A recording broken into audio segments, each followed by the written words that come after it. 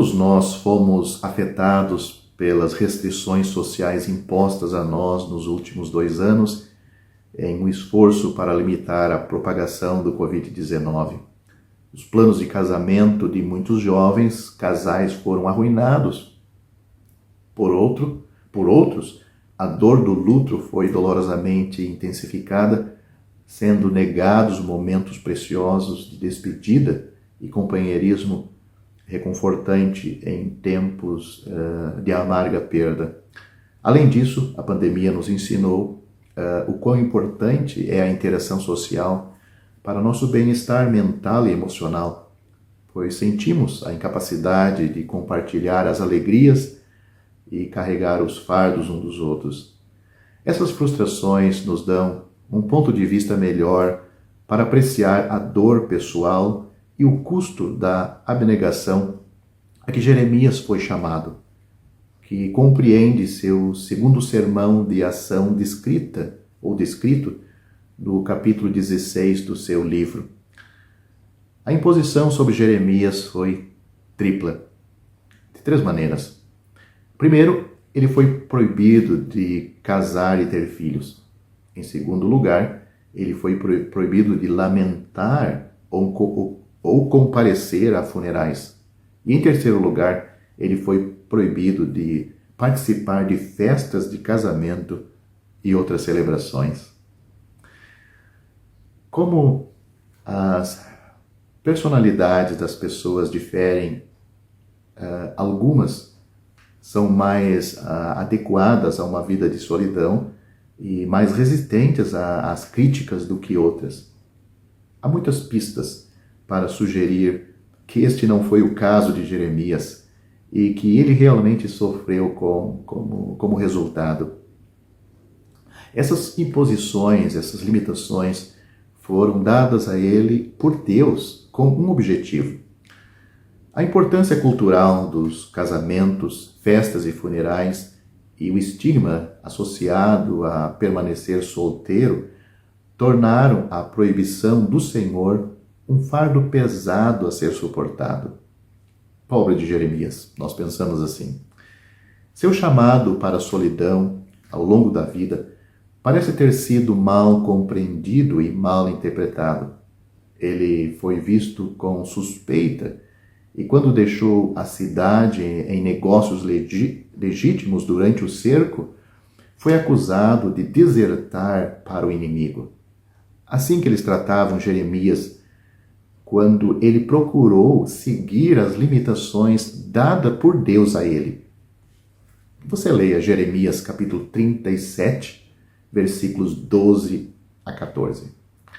A zombaria e os sussurros de seus compatriotas causaram tamanha angústia emocional a Jeremias que ele amaldiçoou o dia em que nasceu para tal vida.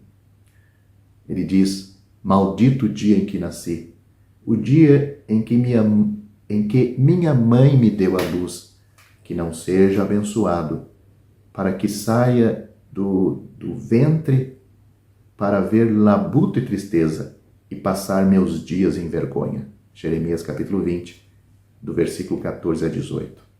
Então, por que ele foi chamado a sofrer assim? Havia duplo significado em sua abnegação.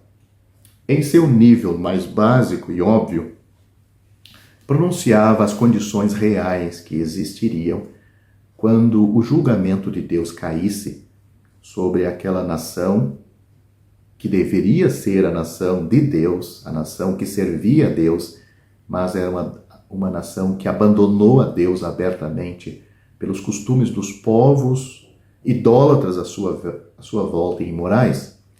As pessoas ficariam desprovidas de seus antequeridos, mas teriam que chorar sozinhos, e a alegria de festas e casamentos seria apenas uma memória distante e desvanecida.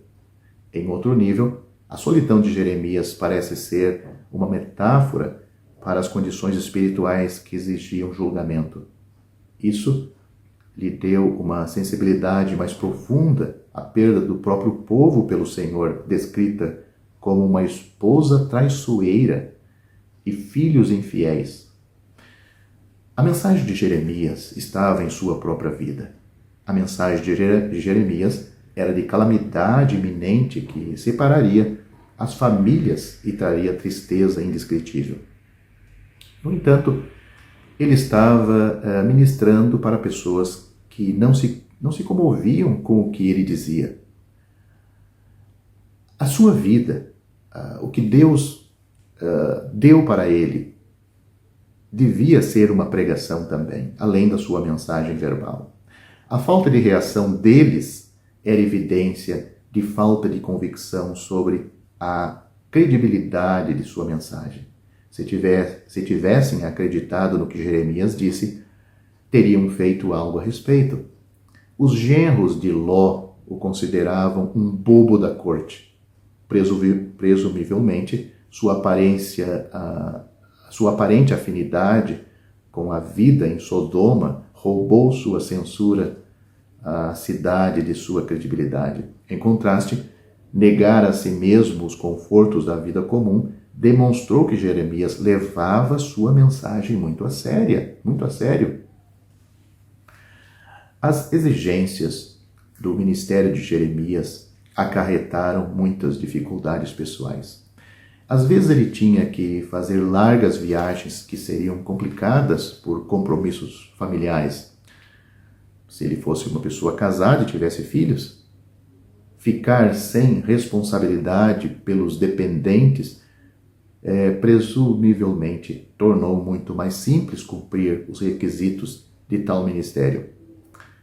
Como uma parte, a extremidade do sofrimento que em breve se abateria sobre Jerusalém significava que a proibição de se casar e construir família certamente poupou Jeremias da angústia de vê-lo sofrer, como certamente o fariam quando a cidade fosse cercada pelos babilônicos e, enfim, fossem muitos mortos e outros levados ao cativeiro.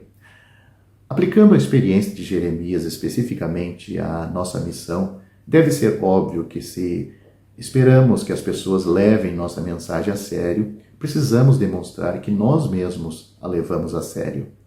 Não podemos pregar uma mensagem e a nossa vida pregar outra mensagem. Nossa afirmação de que somos pessoas espirituais pode ser prejudicada por nossa compreensão das coisas materiais ou nossa afirmação de viver para o futuro pode ser desacreditada por nossa atitude em relação ao presente. Admiro muito os cristãos que conheci que escolheram uma vida de solteiro para se dedicar inteiramente ao serviço do Senhor. Sem dúvida, esta escolha teve a ajuda do Senhor, teve o conselho do Senhor, porque senão não suportariam uma vida assim. Tal vida não é para todos. Paulo reconheceu isto como um chamado especial, um dom de Deus em 1 Coríntios capítulo 7, versículo 7. E, presumivelmente, responder a um chamado para o celibato tem a sua própria recompensa especial. No entanto, todo cristão é chamado à abnegação. Não é preciso dizer que devemos negar as concupiscências pecaminosas, pois isto a Bíblia é muito clara, Gálatas capítulo 5, versículo 24, Tito capítulo 2, versículo 12, mas Paulo também escreveu: participa no sofrimento como bom soldado de Cristo. O mundo é contrário a Deus e ao povo de Deus. Nenhum soldado se envolve em atividades civis, pois seu objetivo é agradar aquele que o alistou. 2 Timóteo capítulo 2, versículos 3 e 4. Se quisermos ser úteis ao Senhor, devemos ter cuidado para não nos enredarmos com coisas que possam distrair nossa atenção ou limitar nossa capacidade de responder às suas orientações. Particularmente, precisamos nos proteger contra a possibilidade real de que a necessidade legítima de ganhar a vida possa sutilmente se tornar ganância por mais e melhores coisas. Devemos igualmente ter cuidado para que a responsabilidade de ser fiel e diligente nos negócios e no emprego não se transforme em ambição egoísta que devora tempo e energia que de outra forma poderia ser empregados de maneira útil pelo Senhor. Talvez você tenha entendido até aqui. Talvez, em vez de pressionar nossos filhos a ter uma vida bem-sucedida, devêssemos incentivá-los a ter uma vida simples. Procurar a salvação das suas almas, procurar valores eternos, coisas que realmente vão ter valor quando a curta vida deles e as nossas terminar aqui. A Bíblia diz: mantenha a sua vida livre do amor ao dinheiro e contente-se com o que você tem, pois ele disse, o Senhor disse, eu nunca te deixarei, nem te desampararei. Hebreus capítulo 13, versículo 5.